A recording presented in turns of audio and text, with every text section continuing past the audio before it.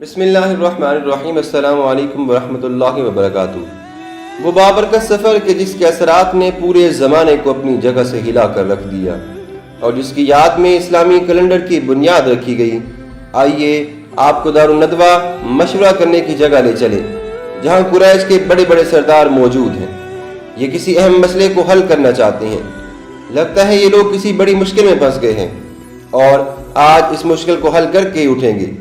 Meeting شروع ہونے والی ہے کہ ایک بزرگ دارالندوہ کے دروازے پر آ کر کھڑا ہو گیا۔ سب کی نظریں اس کی طرف اٹھ گئیں۔ سرداروں کے پوچھنے پر وہ بتا رہی ہیں کہ میں علاقہ نجد کا رہنے والا ہوں۔ مجھے پتا چلا ہے کہ آپ لوگ ایک انتہائی اہم مسئلے پر گفتگو کرنے والے ہیں، اس لیے میں بھی آ گیا۔ سب سردار خوشی سے اسے اندر بلا رہی ہے۔ یہ بزرگ وہی ہے کہ جو کہ انسان کے پیدا ہوتے ہی لعنتی ہو گیا تھا۔ اس اللہ کے دشمن کے ذلیل ہونے کی تاریخ اتنی ہی پرانی ہے جتنی انسان کی پیدائش۔ یہ بزرگ کون تھا؟ شیطان، ابلیس لعین۔ اب سوال یہ پیدا ہوتا ہے کہ قریش پر ایسی کون سی مشکل آ پڑی کہ شیطان مردود خود اپنے بھائی بندوں کے ساتھ مشورہ کرنے میں شامل ہو گیا۔ مشکل یہ ہے کہ اسلام قبول کرنے والے اکثر لوگ مدینہ ہجرت کر کے جا چکے ہیں اور ان کا وہاں پہ مرکز قائم ہو گیا ہے۔ اب قریش کو یہ خطرہ لاحق ہو گیا کہ اگر محمد مصطفیٰ صلی اللہ علیہ وسلم بھی ہجرت کر کے جاتے ہیں تو مسلمانوں کی طاقت مزید بڑھ جائے گی، اور جب طاقت بڑھ گئی تو پھر مکہ بھی ان کے ہاتھوں سے دور چلا جائے گا۔ مشورہ شروع ہو گیا۔ ایک سردار کہہ رہا تھا کہ محمد مصطفیٰ صلی اللہ علیہ وسلم کو قید کر دیا جائے، دوسرا کہہ رہا تھا شہر سے نکال دیا جائے، تیسرا کہہ رہا تھا مارا جائے، چوتھا کچھ اور۔ ابلیس یہ ساری باتیں سن کر چیخ پڑا۔ لگتا ہے اسے بڑی تکلیف پہنچی ہے۔ وہ کہہ رہا تھا یہ کون سی تم باتیں کرتے ہو؟ اگر قید کرو گے تو اس کے ساتھ ہی اسے چھڑا کے لے جائیں گے، اور اگر شہر سے نکال دو گے تو پھر شہر سے بھی وہ نکال دو گے تو جہاں جائیں گے وہاں کے وہ لوگوں کو اپنے ساتھ ملا لیں گے اور پھر وہ سب مل کر تم پر حملہ کر دیں گے۔ اب ابو جہل بولنے لگا کہ یہ کہہ کیا رہا ہے؟ سب قبیلوں کے سردار مل کر رات کو محمد مصطفیٰ صلی اللہ علیہ وسلم کے گھروں پر حملہ کر دیں گے اور آپ پر تلواریں چلائیں گے۔ اس سے فائدہ یہ ہوگا کہ قدر میں سب برابر کے شریک ہو جائیں گے اور کسی ایک قبیلے کا نام بھی نہیں آئے گا، اور محمد مصطفیٰ صلی اللہ علیہ وسلم کے قبیلے عبد مناف کے لیے یہ ممکن نہیں ہوگا کہ وہ اتنے سارے قبیلوں سے بدلہ لے لے۔ ہاں، اگر وہ خون کا بدلہ دیت مانگیں گے تو سب مل کر دے دیں گے۔ اس بات کو ابلیس سمیت سب نے پسند کیا اور یہ طے پایا کہ آج کی رات یہ کام کر لیے جائے۔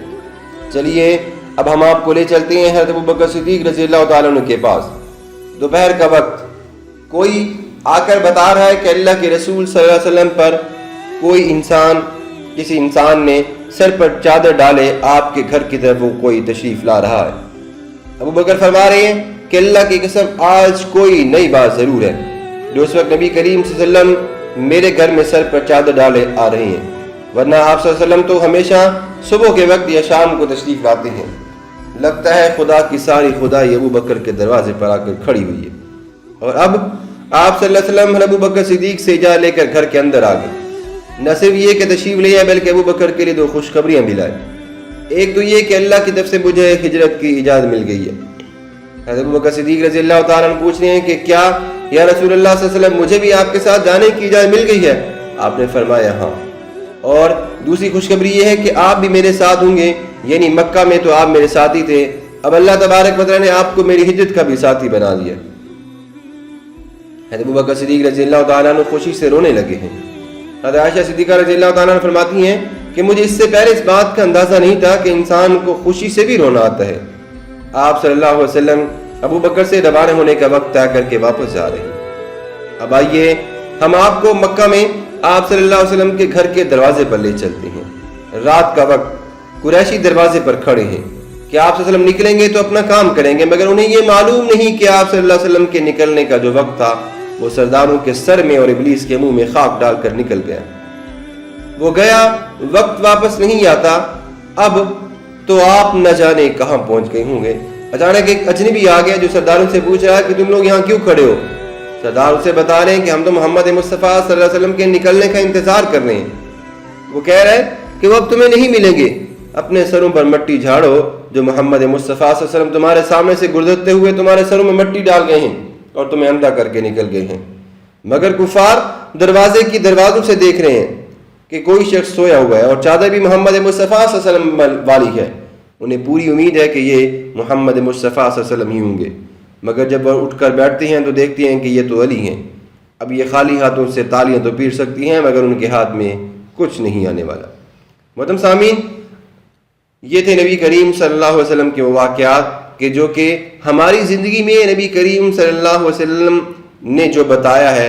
نبی کریم صلی اللہ علیہ وسلم پر اگر کوئی انسان حملہ کرنے کے منصوبے بنا بھی رہا ہے تو اللہ تبارک و تعالیٰ کیسے ان کا انجام برے سے برا کر دیتا ہے. آج کی ویڈیو کا ہم یہ بھی اختتام کرتے ہیں. اگر آپ کو ہماری ویڈیو اچھی لگی تو چینل کو ضرور سبسکرائب کیجیے گا، ویڈیو کو لاسٹ تک دیکھیے گا. اللہ حافظ.